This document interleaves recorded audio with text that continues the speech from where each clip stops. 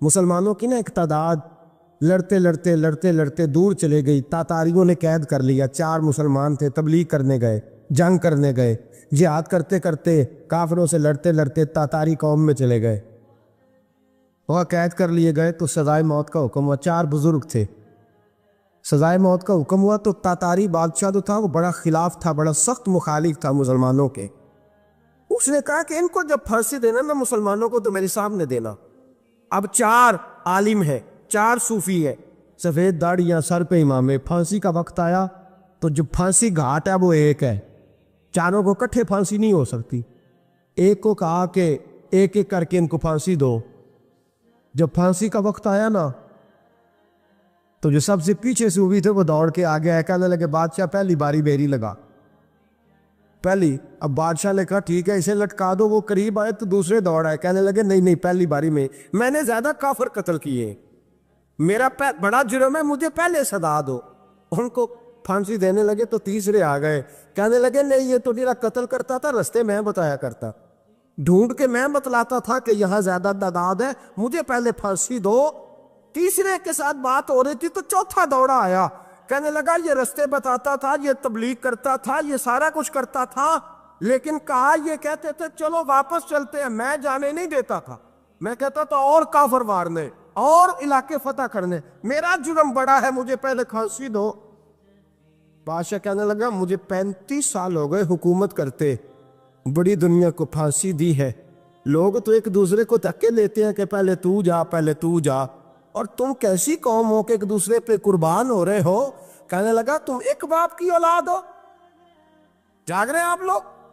تاتاری بادشاہ، کافر بادشاہ، اسلام کی مخالفت کرنے میں ایک باپ کی اولاد ہو کا نہیں، ایک قبیلے کے رہنے والے ہو کا نہیں، ایک ملک کے رہنے والے ہو نہیں۔ اس نے کہا رشتہ کیا ہے تمہارا، رشتہ کیا ہے؟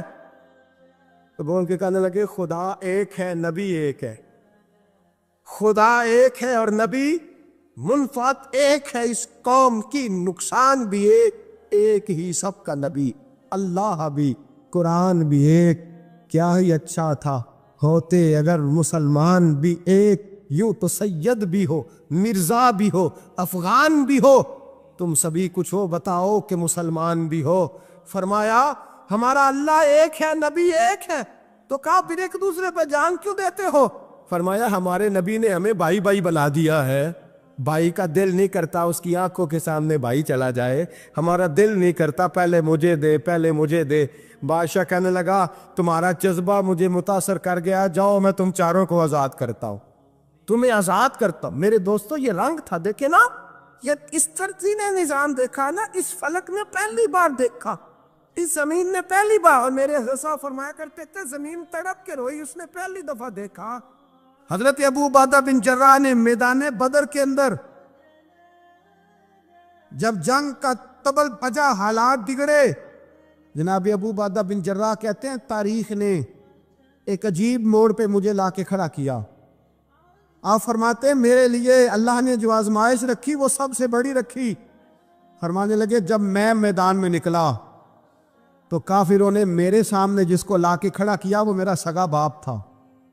اور فرماتے ہیں اب مشکل بن گئی، عشق تے اگ دوویں ایک برابر، تے عشق دا سیک بدھیرا، اگ تے ساڑے ککھ تے کانے، تے عشق ساڑے تن میرا، تے اگ دا دارو می تے پانی، کوئی دسے ہے عشق دا دارو کیڑا، بلے شاہ تے کچھ بھی نہیں بچدا جتھے عشق ہوراں دا ڈیرا۔ فرمانے لگے اب میرے لیے سامنے باپ، ادھر بیٹا۔ آپ فرماتے ہیں 2 رستے تھے، باپ بچاؤں یا رسول اللہ کا دین بچاؤں۔ 1 منٹ تھا فیصلہ کرنے کے لیے کہ ابا بچے گا یا دین بچے گا، کفر بچے گا یا اسلام بچے گا۔ فرماتے ہیں میں نے منٹ پورا نہیں سوچا، میں نے تلوار اٹھائی، باپ کی گردن کاٹ کے گرائی اور رسول اللہ کا دین بچا لیا۔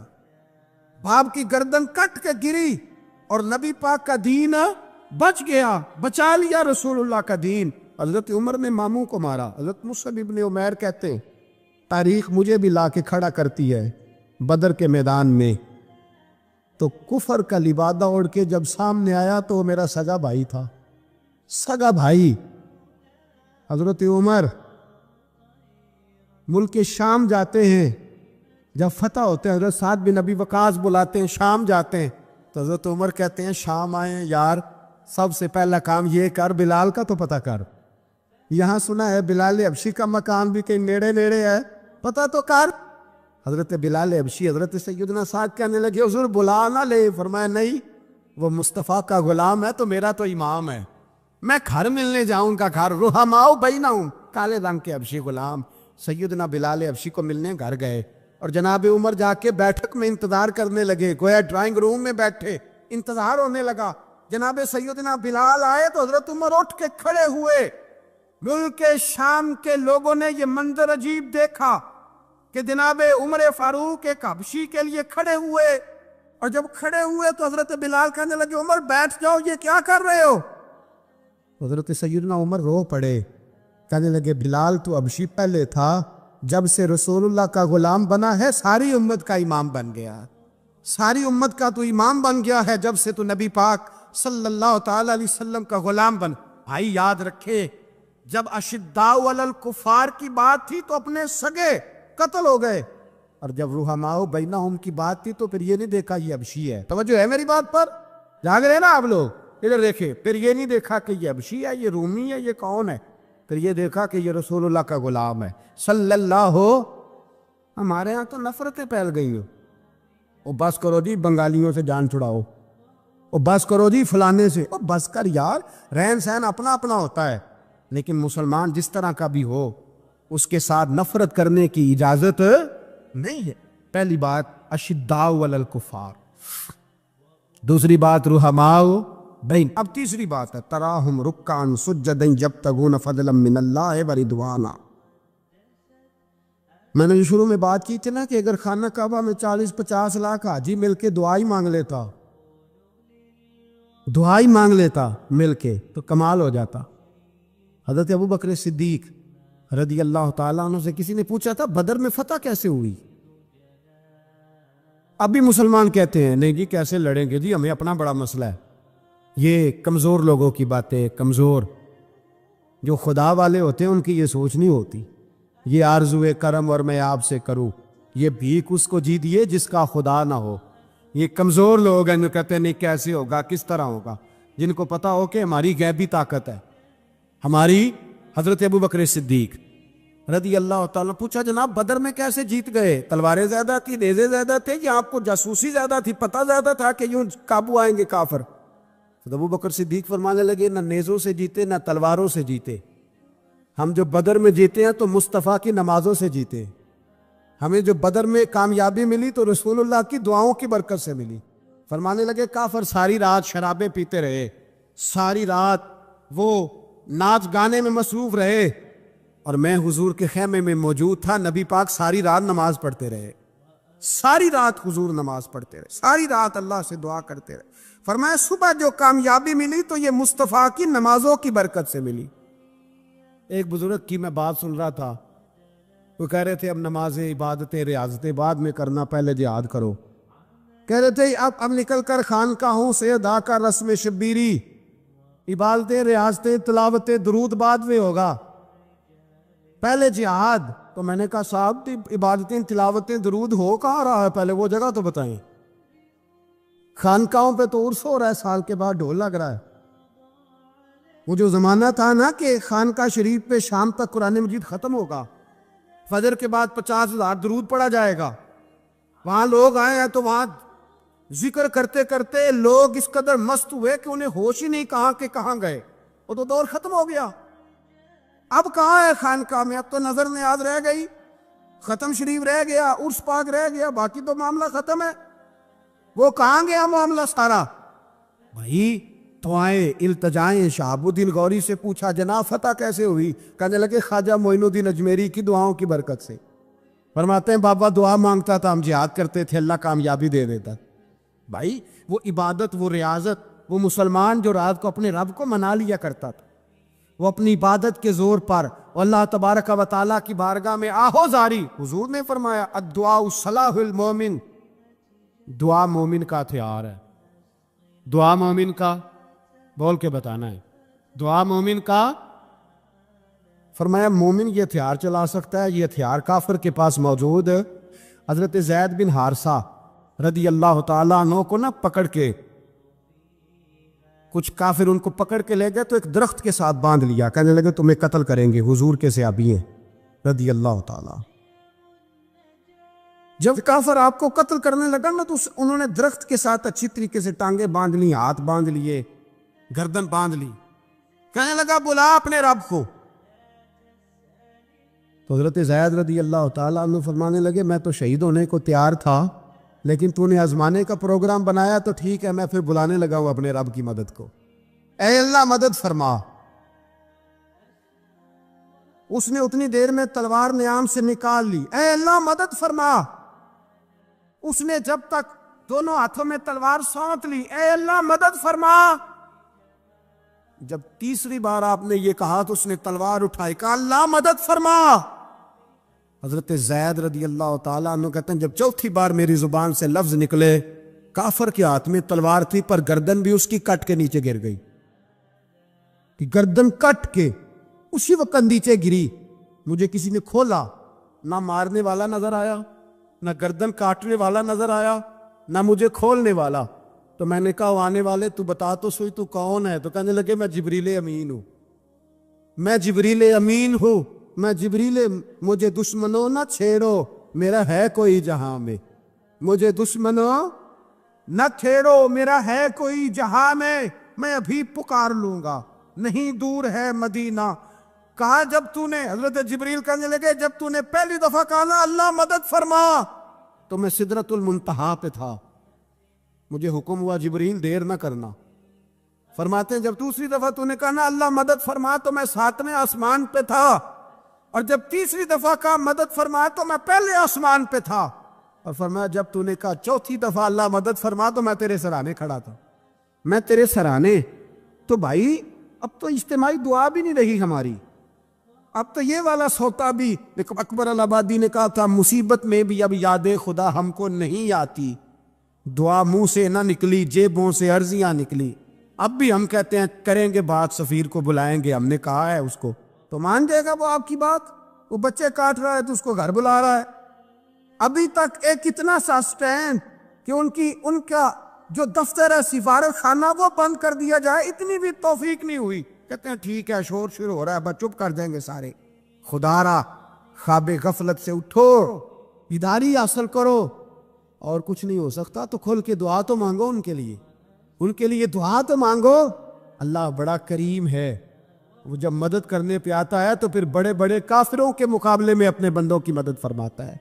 اور میں یہ پیغام دینا چاہتا ہوں عالم کفر کو بھی، یاد رکھے رب کریم جب مدد کرنے پہ آئے تو اکیلے حضرت ابراہیم اور ایک طرف پوری ملت ہو تو اللہ اپنے خلیل کو بچا لیا کرتا ہے۔ رب کریم کی رحمت کاملہ جب فیصلہ کر لیتی ہے تو پھر نمرود جیسے سپر پاور طاقت کو رب کریم مچھر سے مروا دیا کرتا ہے۔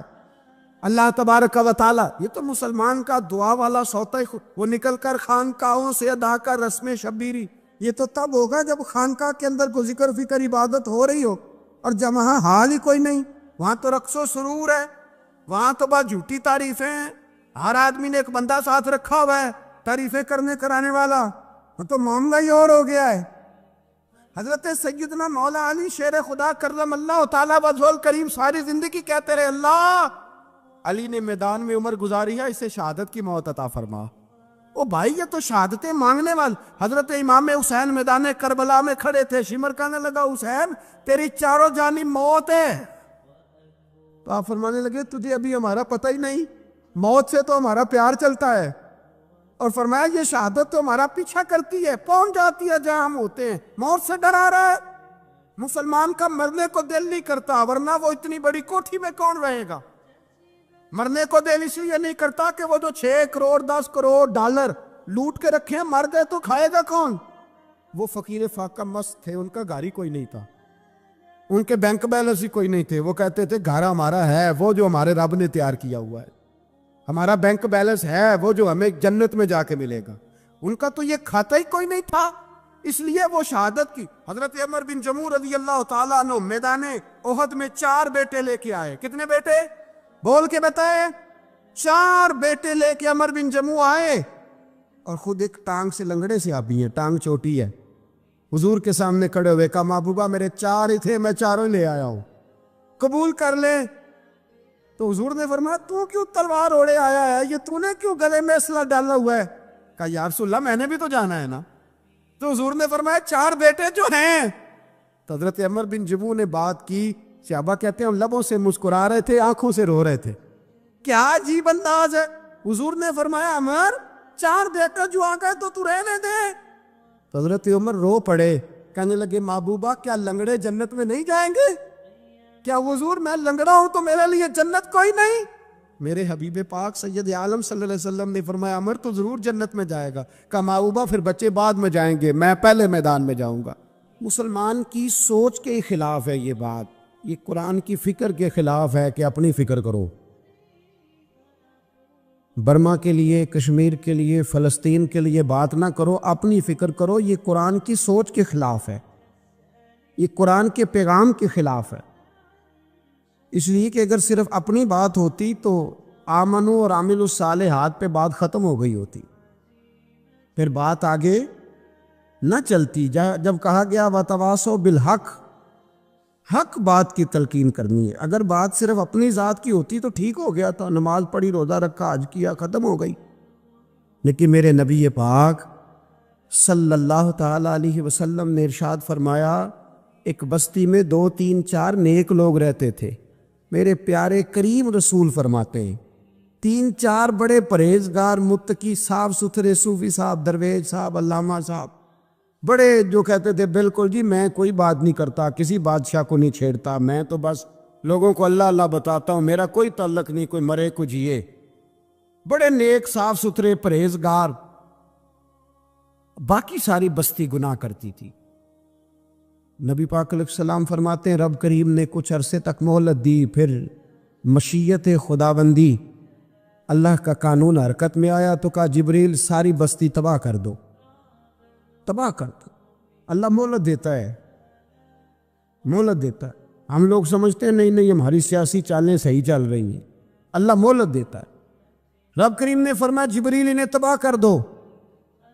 تو حضرت جبریل امین علیہ السلام نے عرض کی مولا وہاں تو تیرے 3 4 بڑے نیک بندے بھی رہتے ہیں، بڑے پرہیزگار، سچ بولنے والے، دیانتداری والے، حاجی صاحب، نمازی صاحب، صوفی صاحب، پیر صاحب، بڑے خوبصورت، ان کا کیا کریں؟ تو میرے محبوب پاک علیہ السلام فرماتے ہیں رب کریم نے فرمایا سب سے پہلے انہیں تباہ کرنا، سب سے پہلے انہیں سب سے پہلے، اور الٹ دو بستی، پہلے ان کا نمبر لگاؤ۔ یا اللہ ان کی کیا غلطی ہے؟ تو غلطی سن لیں، غلطی یہ ہے کہ انہوں نے 2 صفتیں پیدا کی ہیں، اگلی 2 پیدا کیوں نہیں کی؟ اِلَّا الَّذِينَ آمَنُوا وَعَمِلُوا الصَّالِحَاتِ پہ روک کیوں گئے، آگے کیوں نہیں بڑھے؟ اللہ کریم نے فرمایا جبریل دیکھو نا، میری نافرمانی ہوتی رہی اور ان کے چہرے پر کبھی شکن تک نہیں آیا، لوگ میرا قانون توڑتے رہے، انہیں کبھی برا ہی نہیں لگا، گناہ دیکھ کر کبھی خیال ہی نہیں آیا بدلنے کا۔ میرے بھائی امت مسلمہ اپنے لیے تو آئی نہیں دنیا میں، نبی پاک کی اس لیے تھوڑے آئے تھے کہ پیسے کمائیں، دنیا داری کریں، جھوٹ سچ ماریں اور رخصت ہو جائیں، بچے پیدا کریں۔ یہ کام تو ہندو سکھ بدھ مت سارے کر رہے ہیں، تو فقط اس کام کے لیے تھوڑی آیا ہے۔ کنتم خیر امت اخرجت للناس، اللہ فرماتے ہیں میرے محبوب کے غلاموں تم بہترین امت ہو، میں نے تمہیں امتوں کے بھلے کے لیے پیدا فرمایا ہے، تمہیں لوگوں کی امامت کے لیے دنیا میں بھیجا ہے۔ اے نوجوان مسلم کبھی یہ تدبر بھی کیا تو نے؟ وہ کون سا گردو ہے جس کا ہے تو ایک ٹوٹا ہوا تارا؟ تو نے کبھی سوچا ہے تو کیا ہے؟ پتہ ہے تجھے؟ روزی کماؤ، روٹی کماؤ، اور اب تو بہت سارے لوگ جھوٹ کی دنیا میں زندہ ہیں، جھوٹ بولتے ہیں اپنے آپ کے ساتھ بھی، دائیں بائیں فراڈ کر رہے ہیں اپنی ذات کے ساتھ، خول بنا لیا اس میں بند ہو گئے، باہر ہی نہیں نکلی۔ اپنے ملک کی سوچو، اپنی بات کرو۔ علامہ اقبال نے پتہ کیا کہا تھا؟ اقبال نے، یہ سنو جو لوگ کہتے ہیں پہلے پاکستان، برما کے مسلمان بعد میں کشمیر کے مسلمان، پہلے سنو اقبال کیا کہتے ہیں۔ اقبال کہنے لگے ان تازہ خداؤں میں بڑا سب سے وطن ہے، ان تازہ خداؤں میں بڑا کون؟ وطن کی محبت ایمان کا حصہ، اس میں شک نہیں، لیکن اگر اسلام سے پہلے وطن آ گیا تو اقبال کہتے ہیں ان تازہ خداؤں میں بڑا سب سے وطن ہے، اور جو پیرہن اس کا ہے وہ مذہب کا کفن ہے۔ فرماتے ہیں جو وطن اوڑھ لیتا ہے اس نے اپنے مذہب کو دفن کر دیا۔ سب سے پہلے پاکستان نہیں، سب سے پہلے رسول اللہ کا دین ہے، سب سے پہلے قرآن ہے، سب سے پہلے نبی پاک کا فرمان ہے، سب سے پہلے امت مسلمہ ہے۔ ان تازہ خداؤں میں بڑا سب سے وطن ہے، جو پیرہن اس کا ہے وہ مذہب کا کفن ہے۔ اور اقبال کہنے لگے قوم مذہب سے ہے، مذہب جو نہیں تم بھی نہیں۔ قوم مذہب سے ہے، مذہب جو نہیں، کوئی نہیں سمجھ آ رہی آپ کو میری بات؟ قوم کس سے ہے؟ پاکستانی ہونے سے، پنجابی ہونے سے، سندھی بلوچی پٹھان ہونے سے؟ نہ، قوم مذہب سے ہے، اور مذہب جو نہیں تم بھی نہیں۔ یہ کیسے ہو سکتا ہے کہ مذہب نہ اور بندہ زندہ رہے؟ یہ کیسے ہو سکتا ہے؟ بھائی کافر نے اصل میں جاگ ہی نہیں رہا، میں جاگتا ہی نہیں، میں جیب کی سوچتا ہوں، مسجد کی سوچتا ہوں، خانقاہ کی سوچتا ہوں، مدرسے کی سوچتا ہوں، دکان کی، سارا دن تو اس چکر میں لگا رہتا ہوں لوگوں کو ثابت کرنے میں کہ میں صحیح ہوں باقی غلط ہے۔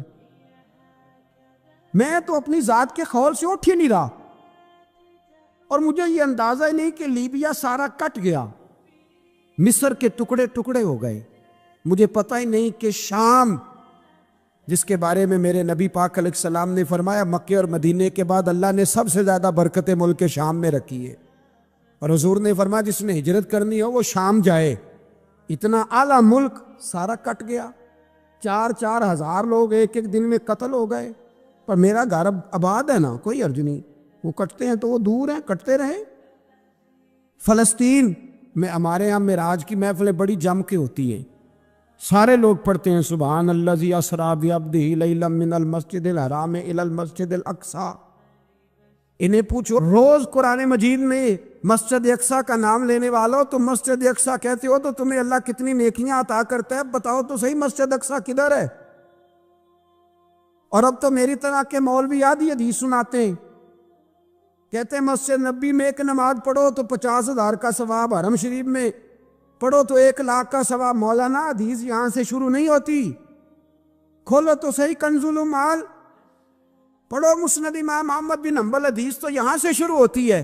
میرے نبی پاک نے فرمایا مسجد اقصی میں جس نے ایک نماز پڑھی 25,000 کا ثواب، اور میری مسجد میں جس نے ایک نماز پڑھی 50,000 کا ثواب، اور اللہ کے گھر بیت اللہ جس نے پڑھی 1,00,000 کا ثواب۔ مسجد اقصی کا تو ذکر ہی چھوڑ گیا ہے، کیوں؟ وہ مسجد جس کی طرف منہ کر کے 15 سال میرے نبی پاک نے نماز ادا کی، کس نے؟ بولیے گا 15 سال تک، 2 ہجری میں 13 سال مکے میں، 2 سال مدینے میں، مسجد اقصی کی طرف جدھر منہ کر کے تیرے اور میرے رسول نماز پڑھتے رہے۔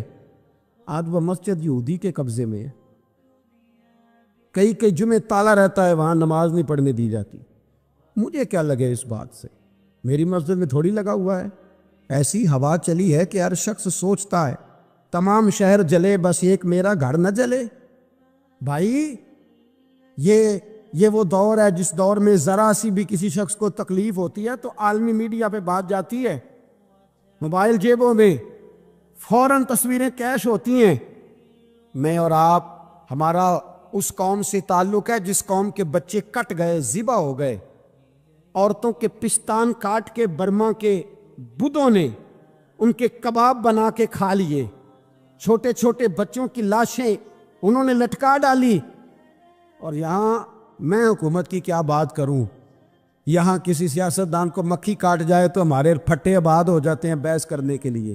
ہمارے اپنے لوگ، عام آدمی نہیں بات کرتا، عام آدمی نہیں نکلتا، عام شخص کو فکر ختم ہو گئی۔ بھائی سب سے بڑھ کر بہترین مسجد کے خطیب امام حسین تھے۔ مسجد نبی سے بڑی بھی کوئی مسجد ہوگی جس ممبر پر رسول پاک بیٹھ کے خطبہ دیا کرتے تھے، اور میرے مصطفیٰ کے آستانے سے بڑا بھی کوئی آستانہ ہوگا جس کی سجادگی امام حسین کے پاس تھی۔ کہتے ہیں ہمارا کیا تعلق، ہمیں کیا لگے، جو مرضی ہوتا پھرے۔ امام علی مقام آرام سے مسجد نبی میں بیٹھے تھے، زمانہ پوری دنیا سے جاتا تھا، ہاتھ چومتا تھا، قدموں میں بیٹھتا تھا.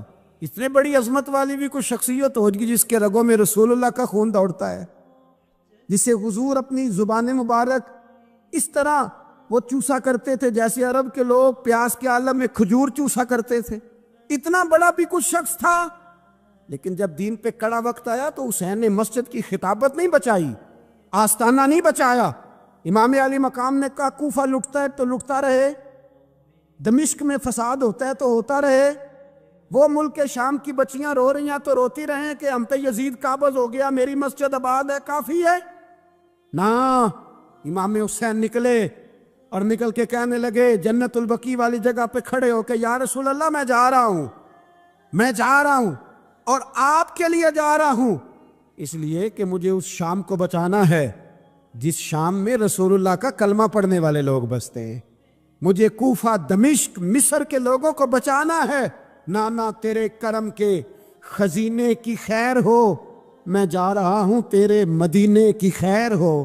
نکل کھڑے ہوئے امام علی مقام، میدان میں نکلے. کس کے خلاف؟ کون تھا یزید؟ مسلمان تھا. اس وقت تک تو سب نے مسلمان لکھا ہے، جس نے کافر کہا شہادت امام حسین کے بعد کا. جرم کیا تھا؟ میری گردن جھک جاتی ہے جب میں یہ بات کرتا ہوں، ایمانداری سے کہہ رہا ہوں، جوش خطابت نہیں. میری گردن جھکتی ہے جب میں یہ لفظ ادا کرتا ہوں. امام علی مقام اس شخص کے خلاف نکلے. سارے خطبے امام حسین کے پڑھ کے دیکھو. امام حسین نے فرمایا یزید شرابی ہے. شرابی مسلمانوں کا حکمران ہو سکتا؟ آپ نہ بولیں بے شک، پر بات تو سچی ہے نا. امام حسین نے فرمایا شرابی کو ووٹ دیا جا سکتا؟ فرمایا رنڈیوں کا ناچ دیکھتا ہے جو مجرے دیکھے، جو رنڈیوں کے ناچ دیکھے وہ مسلمانوں کا حکمران ہو سکتا؟ امام حسین میدان میں نکلے اور 18 سال کے علی اکبر سے لے کر 6 مہینے کا علی اصغر دے دیا. لیکن شرابی کو برداشت، بے حیا کو برداشت تو میں کیسے کرتے؟ دوستی قاتل سے بھی، مقتول سے یارانہ بھی. اپنی جیب سے فلیکس سے چھپوا کے ظالموں، جابروں، بدماشوں کو ووٹ دیتے ہو. امام حسین کو تیری دیگ کی ضرورت ہے جو تو 10 محرم پہ پکاتا ہے، چاولوں کی ضرورت ہے جو تو نے 9 محرم کو پکائے. ان کو اس بریانی کی عادت تھی جو تو نے پکائی ہے. میرے گھر میں فلاں MNA MPA صاحب آ گئے تھے، امام حسین کے گھر کے اندر یزید نے پیغام بھیجا. اس نے کہا جیسے کہو گے کر لوں گا، جتنے پیسے کہو گے دے دوں گا، جتنی مسجدیں کہو گے بنوا دوں گا، جتنے ادارے کہو گے تعمیر ہو جائے، مجھے نہ چھیڑو. آپ نے فرمایا نا، مسجد مدرسے اس وقت آباد رہتے ہیں جب حکمران صحیح ہوتے ہیں، اور جب حکومتیں غلط ہوتی ہیں تو پھر مساجد آباد. اور آج دین نبی دا وانگ یتیمہ رووے تے کرلاوے تے آکھے میں کتھوں لبا عمر بہادر، میں کتھوں لبا عمر بہادر جڑا مینوں سینے لاوے. امام راضی کہتے ہیں کہ سیدہ فاطمہ الزہرا رضی اللہ تعالیٰ عنہ کے دونوں شہزادے حسنین کریمین بیمار ہو گئے تو سیدہ نے منت مانگی کہ بچوں کو شفا ہوگی تو 3 روزے رکھوں گی. شفا ہو گئی، روزے بھی رکھ لیے. اور جب مولا علی شیر خدا روزہ رکھنے کے لیے بیدار ہوئے، سیدہ فاطمہ الزہرا بیدار ہوئی تو امام حسن اور حسین بھی اٹھ گئے. 7-8 سال کی عمر ہے، اماں جی ہم نے بھی رکھنا ہے. صبح کھجور اور دودھ سے روزہ رکھ لیا گیا. این افطاری کے وقت مولا علی کہتے ہیں فاقے چل رہے تھے، کہیں سے میں جون لایا تھوڑے سے. سیدہ فاطمہ الزہرا نے پیس کر روٹیاں پکائیں. وہ وقت جو بڑا مشکل ہوتا ہے افطار کا، کہتے ہیں اس وقت جب کھانے کے لیے بالکل ہاتھ آگے بڑھنے لگے اور امید تھی کہ ابھی سیدنا بلال اللہ اکبر کہیں گے تو روزہ کھلے گا، لیکن ابھی چند ہی منٹ رہتے تھے کہ دروازے پر ایک فقیر نے صدا دی. کہنے لگا سارے مدینے کے دروازے کھٹکھٹا آیا ہوں، قحط ہے، فاقہ ہے، اے رسول اللہ کے خاندان والو، میں یتیم ہوں. کسی نے بتایا ہے کہ اور کوئی دروازہ کھلے نہ کھلے سیدہ کا دروازہ تیرے لیے ضرور کھلے گا. کیا یتیم کو روٹی ملے گی؟ تو حضرت مولا علی نے بچوں کی طرف دیکھا ہی تھا کہ امام حسن ساری روٹیاں جا کے دروازے پہ دے آئے. کھجور اور پانی سے افطار ہو گیا. صبح پھر کھجور اور دودھ سے روزہ رکھا. امام راضی کہتے ہیں این وہ وقت جب افطار کا ٹائم آیا تو پھر دروازے پہ کسی نے صدا دی، کہا رسول اللہ کے خاندان والوں میں مسکین ہوں، رات سے روٹی کھائی ہے، نہ صبح کھا سکا نہ دوپہر، کسی نے بتایا ہے کہ اس دروازے سے خالی کوئی نہیں جاتا۔ امام حسن نے پھر سارا لنگر اٹھایا اور پھر جا کے دے دیا۔ تیسرا دن پھر ہوا، مجھے لگتا ہے کہ جب افطار کا ٹائم آیا ہوگا نا تو یہ خود ہی سارے دروازے پہ دیکھتے ہوں گے، یہ کوئی آیا نہیں لینے والا ابھی تک، لگتا ہے کہ نظریں دروازے پہ تھیں۔ عین افطار کے وقت 3 روٹیاں جب جاؤں کی پک کے آئی، ایک بھکاری نے صدا دی، کہنے لگا میں قیدی ہوں، آج ہی قید سے رہائی ملی ہے، پہلے دن کسی کے دروازے پہ صدا ملی ہے، دی ہے روٹی ملے گی۔ امام حسن وہ کھانا دے کے واپس لوٹے، کھجور اور پانی سے افطار ہوا، اور جیسے ہی مسجد نبوی میں تینوں باپ بیٹا نماز پڑھنے گئے تو مولا علی کہتے مجھے بتانا نہیں پڑا، رسول کریم نے میری طرف دیکھ کے فرمایا علی تیرا، فاطمہ کا، حسن اور حسین کا 3 دن والا عمل خدا کو بھی بڑا پسند آیا ہے اور محمد مصطفیٰ کو بھی بڑا پسند آیا ہے، وہ بڑا پسندیدہ عمل۔ میں کہتا ہوں کہ حضرت فاطمہ نے نا ان کی تربیت پہلے ہی کر دی تھی، 3 دن بغیر افطار کے روزہ رکھنے، وہ ٹریننگ گھر سے ہو چکی تھی۔ اب میدان کربلا میں 3 دن بھوکا پیاسا رہنا ان کے لیے مشکل نہیں تھا۔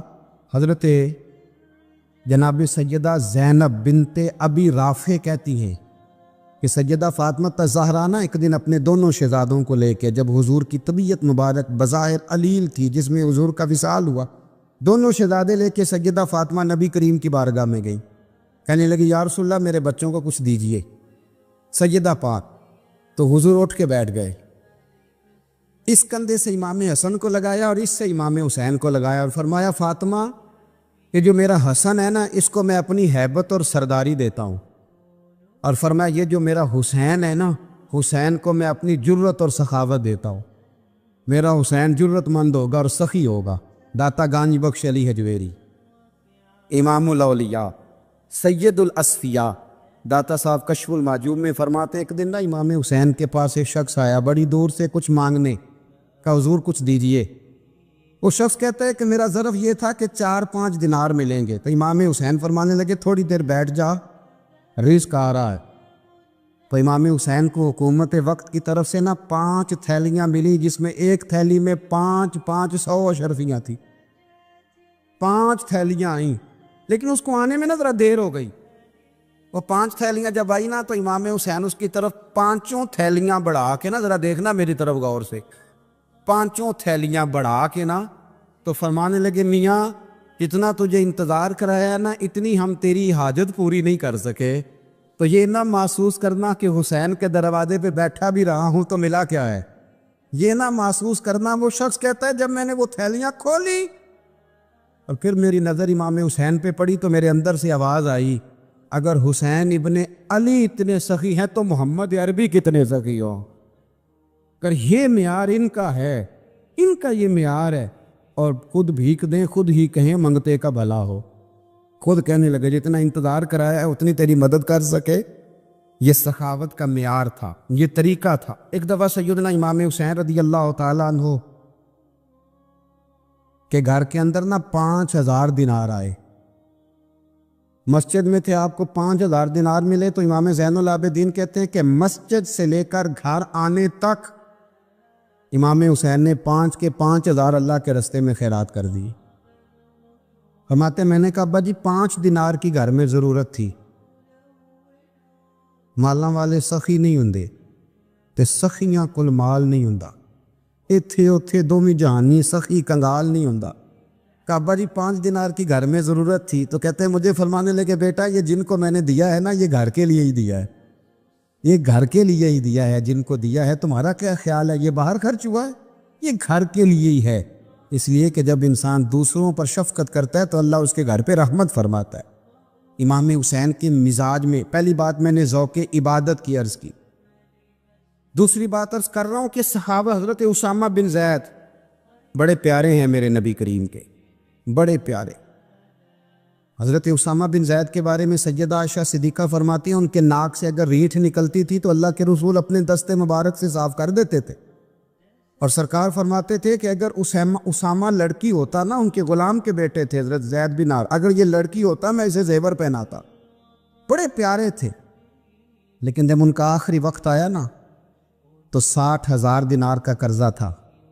رشتہ داروں سے کہا، دوستوں سے کہا، یاروں سے کہا، پر قرض ادا نہیں ہو رہا تھا. حضرت اسامہ بن زید کہتے ہیں بڑا پریشان تھا. جب حد ہو گئی نا تو حضرت اسامہ بن زید فرمانے لگے جاؤ کوئی حسین ابن علی کو خبر کرو، ان سے کہو میں نا غلام ہوں آپ کے نانا کا، اور مقروض دنیا سے چلا گیا تو کیا بنے گا. امام حسین کو خبر ملی تو دوڑے آئے. لاجپال اس پیر کو نہیں کہتے جو تگڑا نذرانہ لے کے تو ماتھا چوم لے، لاجپال تو اس کو کہتے ہیں کہ جب ضرورت پڑے تو وہ سر پہ موجود ہو. حضرت سیدنا امام حسین تشریف لائے تو جناب اسامہ بن زید رو پڑے، کہنے لگے حضور میں نے نا غلامی کی ہے آپ کے نانا کی، اور اس غلامی پہ ناز ہے. اب 60,000 دینار کا قرضہ لے کے دنیا سے جاؤں گا تو میری قبر پہ بوجھ رہے گا. امام حسین خادم کو بھی کہہ سکتے تھے جاؤ گھر پیسے پڑے ہیں لے آؤ. امام حسین خود گئے، چادر اوڑھ کے تو اس کی اوٹ میں بکل میں 60,000 دینار چھپا کے لائے اور جناب اسامہ بن زید کے سامنے رکھ کے کہنے لگے اسامہ یار پیسے رات کو ہی آئے تھے، میں سوچ رہا تھا مجھے تو ضرورت نہیں، اللہ نے کس کا نصیب میرے گھر میں بھیج دیا، مجھے تو حاجت ہی نہیں تھی، اب پتہ چلا پیسے تیرے تھے، اللہ نے حسین کی ڈیوٹی لگائی ہے کہ جا کے دے آ. حضرت اسامہ بن زید رو پڑے، فرمانے لگے اللہ آپ کو بہترین صلہ عطا فرمائے. امام بڑا ہی پیار کرتے تھے. گھوڑے پہ جا رہے تھے، کچھ فقیر غریب لوگ بیٹھ کے روٹی کھا رہے تھے. کہاں رہے تھے؟ سڑک کے کنارے.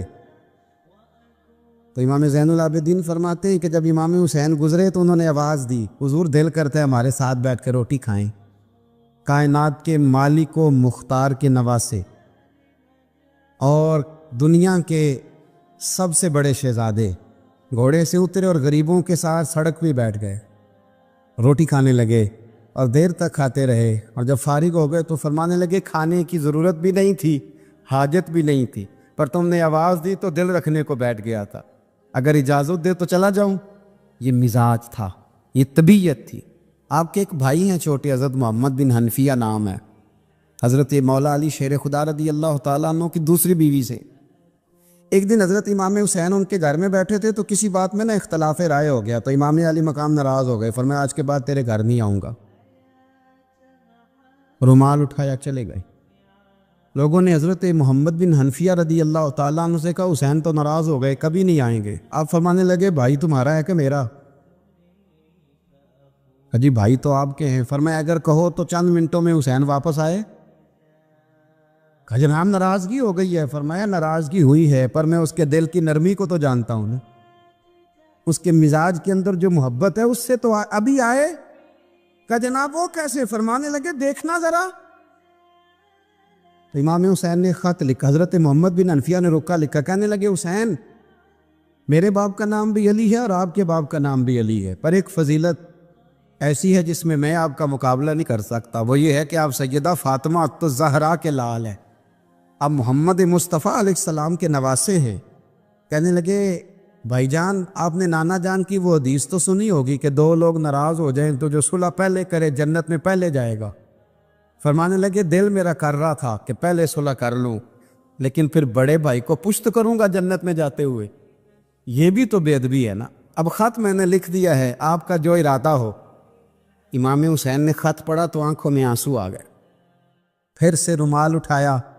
بچے پوچھنے لگے کہاں جا رہے ہیں؟ کہا آپ بھائی کے گھر جا رہا. کہا آپ تو ناراض تھے. فرمایا تھا ناراض پر ہے تو میرا بھائی نا. ہو گئی بات ختم. بڑی دل میں نرمی، طبیعت میں سوز، لہجے میں گداز. حضرت امیر معاویہ رضی اللہ تعالیٰ عنہ نے ایک شخص کو بھیجا مدینہ منورہ شان سے، تو اس نے کہا میں نے امام حسین سے ملنا ہے، تعارف کیا ہے؟ جناب امیر معاویہ فرمانے لگے مسجد نبوی میں جانا جس کے گرد لوگ سب سے زیادہ ادب سے بیٹھے ہوں اور جس کی باتیں سب سے زیادہ میٹھی ہوں اور جس کی نظریں سب سے زیادہ جھکی ہوں اور جس کے چہرے پر تمہیں سب سے زیادہ وقار نظر آئے، وہی علی کے بیٹے حسین ہوں گے. جو سب سے زیادہ تمہیں وہاں ماحول کے اندر جو شخص نظر آئے پوچھنے کی ضرورت نہیں پڑے گی. وہ شخص کہتا میں مدینے آیا تو میں نے واقعی ایک شخص کو دیکھا شہد کے گرد مکھیوں کا اتنا ہجوم نہیں ہوتا جتنا امام حسین کے گرد رسول اللہ کے غلاموں کا ہجوم تھا، لیکن نظریں جھکی ہوئی، باتیں میٹھی، لہجہ گداز گداز، لفظوں میں رانائی، اور لوگ کئی باتیں پوچھتے تو علی کے صاحبزادے ایک آدھ جملہ بولتے تو لگتا یہ کہ وہ جملہ سیدھا دل میں اترتا چلا جاتا ہے. امام علی مقام کے کردار میں نا کچھ باتیں بڑی زیادہ تھیں، بہت زیادہ تھیں، بڑا حسن تھا. ایک بات تو یہ تھی امام حسین رضی اللہ تعالیٰ عنہ کا علم و فضل بڑا کمال کا تھا. ایک دفعہ صحابہ میں مسئلہ بن گیا کہ بچہ پیدا ہوتا ہے تو اس کا وظیفہ کیسے لگانا ہے. امام حسین کا علم و فضل بتا رہا ہوں، علم و فضل. تو بات بڑی پیچیدہ ہو گئی. حضرت عبداللہ ابن زبیر کے پاس لوگ آئے، کہنے لگے کہ آپ بڑے صاحب علم و فضل ہیں، آپ نے حضور علیہ الصلوۃ والسلام کے ساتھ وقت گزارا ہے، تو مسئلے کو حل کریں کہ بچہ پیدا ہونے کے بعد حکومت اگر وظیفہ لگائے گی تو کب لگائے گی. جب بحث طول پکڑ گئی، مسئلہ حل نہیں ہوتا تھا، تو حضرت عبداللہ ابن زبیر کہنے لگے ہم سے نہیں حل ہوگا. ایک بندہ ہے جس کے سینے میں رسول اللہ صلی اللہ تعالیٰ علیہ وسلم کے نور نبوت کا فیضان ہے، وہ یہ مسئلہ حل کریں گے. تو کہا وہ کون سے؟ آپ فرمانے لگے جب ہم سے مسائل حل نہیں ہوتے تو ہم ان کے علم سے فائدہ اٹھاتے ہیں. کہا کون ہے؟ کہا جناب امام حسین. تو لوگ حضرت امام حسین کے پاس گئے کہ حضرت یہ ایک مسئلہ الجھ گیا ہے کہ بچہ پیدا ہو تو وظیفہ کب لگانا ہے. فرمایا الجھنے والی بات ہی کوئی نہیں، پیدا ہونے کے بعد جب وہ پہلی دفعہ آواز نکالے تو اس کا وظیفہ لگا دو. اس کا مطلب یہ ہے کہ وہ دنیا میں آ گیا ہے، اس نے اپنے آنے کا اظہار کر دیا ہے، اعلان کر دیا ہے، اب اس کا وظیفہ لگا دو. تو اس پر پھر صحابہ کا اتفاق ہو گیا. امام حسین کے علم سے، فضل سے لوگ فیض اٹھاتے تھے. حضرت سیدنا امام حسین کی شہادت کے بعد حضرت عبداللہ ابن زبیر رضی اللہ تعالیٰ عنہ نے قاتلان حسین سے خطاب کیا اور فرمانے لگے اللہ کی قسم تم نے اس شخص کو شہید کیا ہے جو راتوں کو لمبے لمبے قیام کرتا تھا، اور تم نے اس شخص کو شہید کیا ہے جس سے میں دن میں جب بھی ملتا تھا تو وہ روزے سے ہوتا تھا. تم نے اس شخص کو شہید کیا جو قائم اللیل تھا، صائم الدہر تھا.